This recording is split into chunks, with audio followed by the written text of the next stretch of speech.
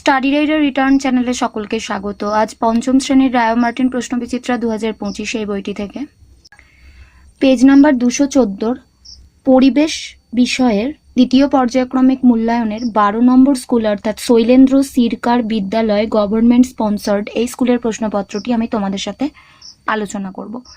এর আগে আমি 11 পর্যন্ত স্কুলের প্রশ্নপত্র সমাধান করে দিয়েছি। তোমরা যারা সেই ভিডিওগুলি দেখোনি তারা অবশ্যই দেখে নিও। তো চলো শুরু করা যাক। একের দাগে রয়েছে নিম্নলিখিত প্রশ্নগুলির নির্দেশ মতো উত্তর দাও। 1. শূন্যস্থান পূরণ করো। বাঁকুড়া জেলার পশ্চিম দিক থেকে পূর্বে বয়ে গেছে দ্বারকেশ্বর নদ। 2. সত্য বা মিথ্যা লেখো। গঙ্গা একটি নিত্যবহ নদী নয়, এটি মিথ্যা। 3. বঙ্গবঙ্গ কি? 1905 সালে ইংরেজরা বাংলাকে দুভাগে ভাগ করে দেওয়ার পরিকল্পনা করে। এই ঘটনাকে বঙ্গভঙ্গ বলে। 4 প্রশ্নে রয়েছে রায়গঞ্জ কোন জেলার অন্তর্ভুক্ত? উত্তর দিনাজপুর জেলা। 5. প্রদত্ত শহরগুলির বিশেষ বৈশিষ্ট্যগুলি লেখো। ক. জলপাইগুড়ি, খ. বহরমপুর আর গ. ইংলিশ বাজার। প্রথমে জলপাইগুড়ি। তিস্তা ও করলা নদীর তীরবর্তী শহর। জেলা হাসপাতাল, ফার্মেসি কলেজ আছে, সরকারি ইঞ্জিনিয়ারিং কলেজ আছে।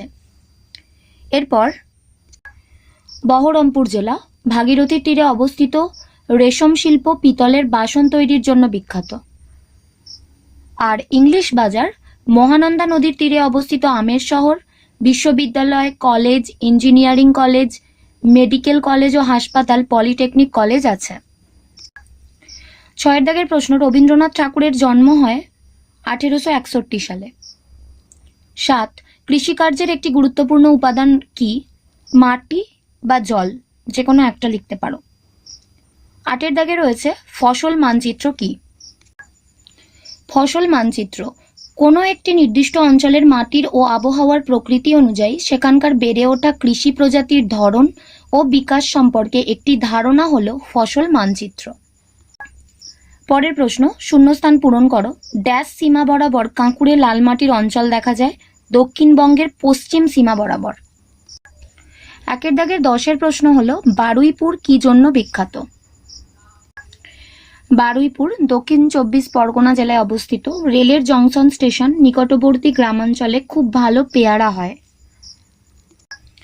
11 প্রশ্ন একটি লুপ্তপ্রায় প্রাণীর নাম লেখো। ডোডো পাখি। 12 বিরসা মুন্ডা কি জন্য বিখ্যাত? বিরসা মুন্ডা বনভূমিতে বসবাসের অধিকার রক্ষার জন্য ইংরেজদের বিরুদ্ধে লড়াই করেছিলেন, এই জন্য তিনি বিখ্যাত। 13 প্রশ্ন তিতুমির কি জন্য বিখ্যাত? তিতুমির বাঁশের কেল্লা বানিয়ে ইংরেজদের অত্যাচারের বিরুদ্ধে লড়াই করেছিলেন, সেই কারণে তিনি বিখ্যাত। পরের প্রশ্ন 14 দাগের প্রদত্ত শহরগুলি কোন জেলার অন্তর্ভুক্ত? নবদ্বীপ নদিয়া জেলায় অবস্থিত, ডানকুনি হুগলি জেলায় অবস্থিত, আরামবাগ হুগলি জেলায় অবস্থিত। 15 দাগের প্রশ্ন হলো মালভূমি ও সমভূমির মধ্যে দুটি পার্থক্য লেখো। মালভূমি, সমভূমি। এ. মালভূমি সাধারণত সমুদ্রপৃষ্ঠ থেকে 300 থেকে 600 মিটার বা তার উঁচুতে থাকে। সমভূমি সাধারণত সমুদ্রপৃষ্ঠ থেকে 300 মিটারের কম উঁচুতে থাকে। বি. মালভূমি কঠিন শিলা দিয়ে গঠিত, সমভূমি পলিমাটি, নুড়ি, বালি ইত্যাদি সঞ্চিত হয়ে তৈরি হয়। 2 দাগে রয়েছে নিম্নলিখিত প্রশ্নগুলির উত্তর দাও। 1. পশ্চিমবঙ্গের রাঢ় অঞ্চলের বর্ণনা দাও। প্রথমে রাঢ় অঞ্চলের ভূমিরূপগত বৈশিষ্ট্যগুলি হলো: 1. রাঢ় অঞ্চলটি পশ্চিমের মালভূমি অঞ্চল থেকে আগত নদীসমূহের দ্বারা বাহিত পলি সঞ্চয়ের ফলে সৃষ্টি হয়েছে। 2. অঞ্চলটি পশ্চিম থেকে পূর্ব দিকে ঢালু। 3. সাধারণভাবে অঞ্চলটিকে সমভূমি বলা হলেও এর উত্তর ও পশ্চিম ভাগে কিছু উঁচু নিচু বা তরঙ্গায়িত ভূমি দেখা যায়। 4. রাঢ় অঞ্চলের অধিকাংশ স্থান উর্বর দোআঁশ মাটি দ্বারা আবৃত। এরপর রাঢ় অঞ্চলের কৃষিকাজ। রাঢ় অঞ্চলের পূর্ব দিকের বিস্তীর্ণ সমতল ভূমিতে অধিকাংশ কৃষিকাজ করা হয়েছে। এখানকার কৃষিজ ফসলগুলির মধ্যে উল্লেখযোগ্য হল ধান, পাট, আখ, আলু, তৈলবীজ প্রভৃতি। এছাড়াও অর্থনৈতিক উদ্দেশ্যে ফুল, ফল ও তুঁত গাছের চাষ করা হয়ে থাকে। এরপর রাঢ় অঞ্চলের বন জঙ্গল বা স্বাভাবিক উদ্ভিদ। রাঢ় অঞ্চলের বিভিন্ন স্থানে শাল, সেগুন, মেহগনি, শিরীষ, আকাশমণি, বাবলা, কদম, বাঁশ, বেত এবং নানা রকম লতানো গাছের ঝোপঝাড় দেখা যায়। একসময় কৃষিকাজের জন্য এখানকার বহু বন জঙ্গল কেটে নেওয়া হলেও বর্তমানে বন দপ্তরের প্রচেষ্টায় বিভিন্ন স্থানের রাস্তা বরাবর নতুনভাবে বনভূমি সৃষ্টি হয়েছে। রাঢ় অঞ্চলের নদ নদী। রাঢ় অঞ্চলের উল্লেখযোগ্য কয়েকটি নদী হল দামোদর, দ্বারকেশ্বর, শিলাবতী, সুবর্ণরেখা, কেলেঘাই, মুন্ডেশ্বরী প্রভৃতি।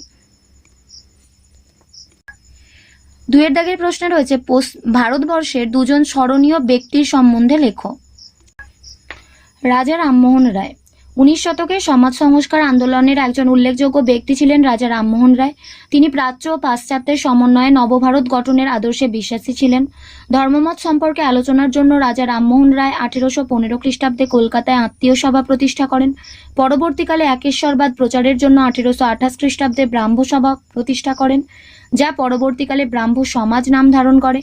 তাঁর আন্দোলনের প্রভাবে 1829 খ্রিস্টাব্দে লর্ড উইলিয়াম বেন্টিংস সতীদাহ নিষিদ্ধ বলে ঘোষণা করেন। তিনি নারী শিক্ষার ব্যবস্থা করেন। দেশের মানুষকে ইংরেজি শিক্ষায় শিক্ষিত করে তুলতে তিনি অক্লান্ত পরিশ্রম করেছেন। ঈশ্বরচন্দ্র বিদ্যাসাগর খুব পণ্ডিত মানুষ ছিলেন। তার অসাধারণ জ্ঞানের জন্য তাঁকে বিদ্যাসাগর উপাধি দেওয়া হয়। তিনি বাংলা ভাষায় অনেক বই রচনা করেন। শিশুদের জন্য তাঁর লেখা বইগুলি হল বর্ণপরিচয়, বর্ণমালা, বোধোদয় প্রভৃতি। তিনি মেয়েদের শিক্ষার জন্য 35টি বিদ্যালয় স্থাপন করেছিলেন। তাঁর আন্দোলনের ফলে সরকার 1856 খ্রিস্টাব্দে বিধবা বিবাহ আইন পাস করে ও বহু বিবাহ রদ করেন। 3 এর দাগের প্রশ্নে রয়েছে পশ্চিমবঙ্গের সুন্দরবন অঞ্চলের বর্ণনা দাও। পশ্চিমবঙ্গের সুন্দরবন অঞ্চলের বর্ণনা। গাঙ্গেয় সমভূমির দক্ষিণ অংশে দক্ষিণ 24 পরগনা জেলার 15টি থানা নিয়ে যে বদ্বীপ কেন্দ্রিক গভীর বনাঞ্চল গড়ে উঠেছে তাকেই সুন্দরবন অঞ্চল বলে। সমুদ্র উপকূলের বিশেষত নদী মোহনায় লবণাক্ত কাদাময় জলাভূমিতে ম্যানগ্রোভ উদ্ভিদ জন্মায়, যেমন সুন্দরী, গরান, গেওয়া, হোগলা, গোলপাতা ইত্যাদি। এই সুন্দরী গাছের প্রাধান্য থেকেই এই অঞ্চলের নাম হয়েছে সুন্দরবন। এখানে যে সমস্ত প্রাণী দেখতে পাওয়া যায় তাদের মধ্যে প্রধান হলো রয়্যাল বেঙ্গল টাইগার, বিড়াল, বুনো শুয়োর, চিতল হরিণ, চিতাবাঘ, জাভান গন্ডার, বুনো মহিষ, বারোশিঙ্গা ইত্যাদি। এখানকার প্রধান নদী হলো মাতলা, বিদ্যাধরী, রায়মঙ্গল, কালিন্দী ইত্যাদি। নদীগুলি জোয়ারের জলে পুষ্ট। এখানকার মানুষ নানা রকম কাজ করে জীবিকা নির্বাহ করে, যেমন চাষবাস, মধু সংগ্রহ, নৌকা তৈরি করা ও চালানো, মাছ ও মিন ধরা, কাঁকড়া শিকার ইত্যাদি। আজ এ পর্যন্তই। ভিডিওটি ভালো লাগলে অবশ্যই একটা লাইক দিও, আর পড়াশোনা সংক্রান্ত এরকম আরো গুরুত্বপূর্ণ ভিডিও পেতে বিনামূল্যে আমাদের চ্যানেলটি সাবস্ক্রাইব করে পাশে থাকা বেল আইকনটি প্রেস করো আর বন্ধুদের সাথে শেয়ার করো। ভালো থেকো। খুব তাড়াতাড়ি ফিরে আসছি নেক্সট ভিডিওতে। Thanks for watching.